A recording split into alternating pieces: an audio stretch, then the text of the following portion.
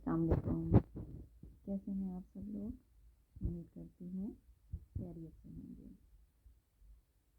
آج کا آغاز شروع کرتی ہوں ایک نظم سے جس کا عنوان ہے شکر. بہت مصروف رہنا بھی خدا کی ایک نعمت ہے.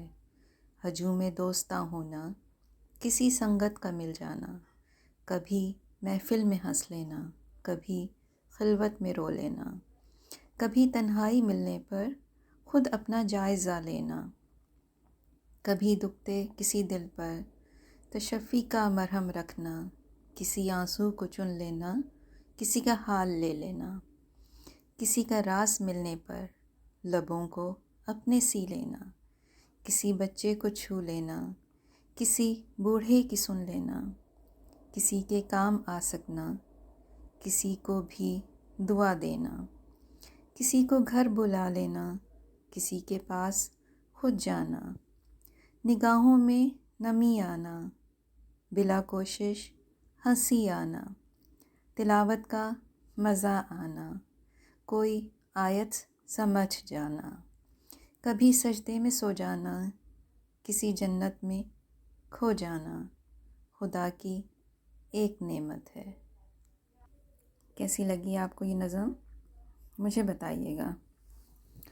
چلتے ہیں اپنی کہانی کی طرف، جو کہ پھر ایک کتاب اللہ اکبر کے کتاب میں سے ہے، جس کے رائٹر ہیں مولانا وحید الدین خان. عنوان ہے قانون کی زد. ہمارے ملک میں قانون کی پکڑ سے بچنے کا یقینی ذریعہ رشوت ہے. رشوت کے زور پر یہاں سب کچھ کیا جا سکتا ہے. جس آدمی کی جیب میں کافی پیسہ موجود ہے، اس کے لیے کوئی بھی کام غلط کر کے اس کی قانونی انجام سے دوچار ہونے کا اندیشہ نہیں.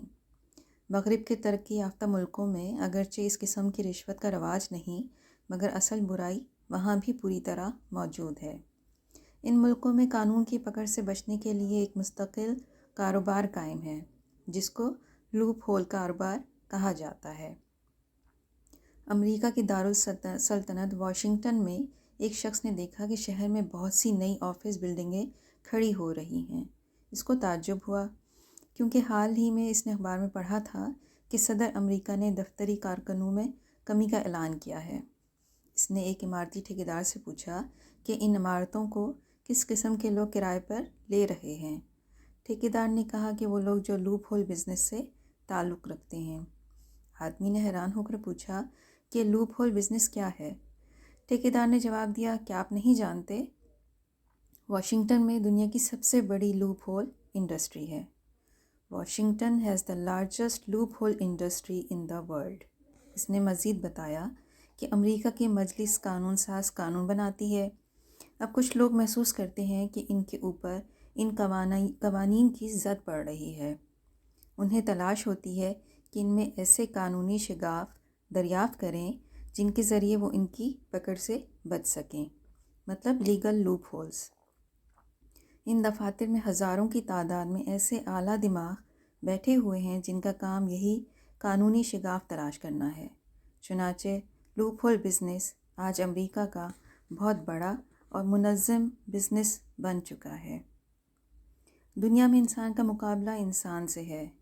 یہاں وہ جرم کرتا ہے اور پھر رشوت دے کر یا قانون میں لوپ ہول تلاش کر کے اس کی زد سے بچ جاتا ہے. پھر اس وقت انسان کا کیا حال ہوگا جب کہ وہ اپنے آپ کو اللہ کے مقابلے میں پائے گا، جہاں نہ کوئی مال کسی کے کام آنے والا ہے اور نہ کسی قسم کی قانونی مہارت.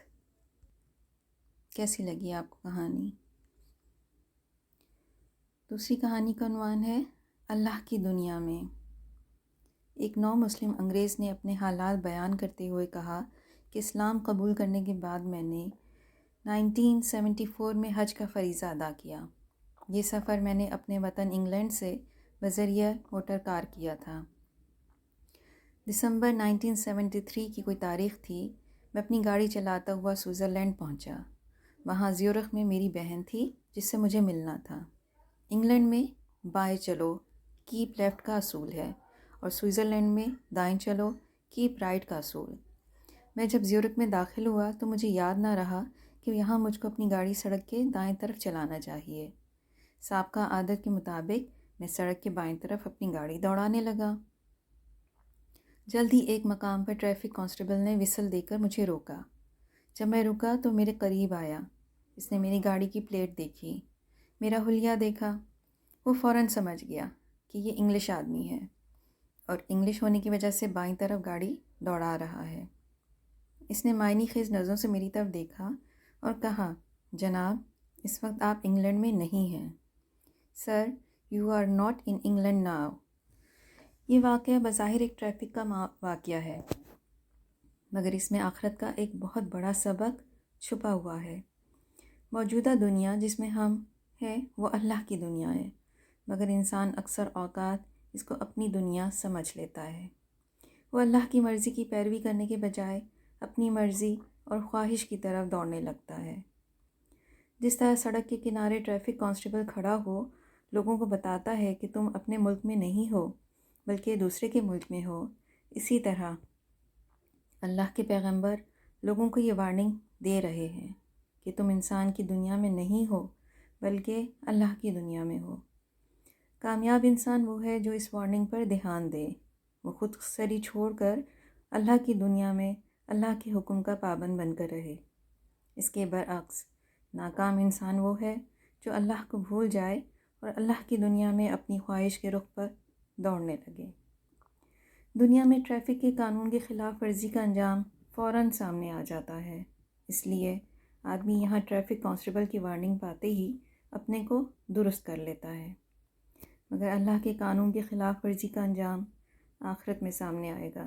اس لیے اس معاملے میں وہ وارننگ سن کر بھی اس کی پرواہ نہیں کرتا، مگر اس سے بڑی بھول اور کوئی نہیں۔ کیسی لگی آپ کو آج کی دونوں کہانی اور نظم؟ مجھے ضرور بتائیے گا اور کمنٹ میں بتائیے کہ آپ کو کیسا لگ رہا ہے، اور میرا چینل اپنے فرینڈس اور اپنی فیملی میں بھی شیئر کیجیے۔ اجازت چاہتی ہوں، اپنا خیال رکھیے گا، دعاؤں میں یاد رکھیے گا۔ اللہ حافظ۔